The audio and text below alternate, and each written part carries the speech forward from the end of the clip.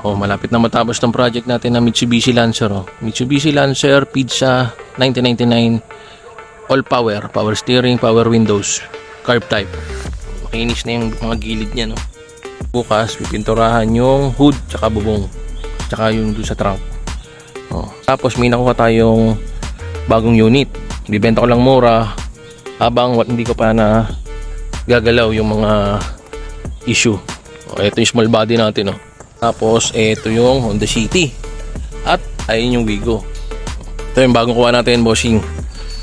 Toyota Tamaro FX 1994, power steering, gasoline engine, 5K, nakarehistro, kompleto papel. Oh.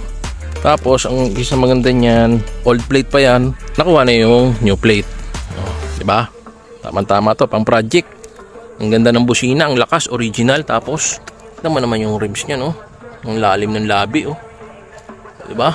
Benta ko lang to 85k habang hindi ko pa sinisimulan. Pag ito nagawa ko ng mga issue niya, mas mataas ko na to bebenta. O ngayon 85k lang. Kung interested ka, pag-usapan natin. Tawag ka, number ko nasa screen lang.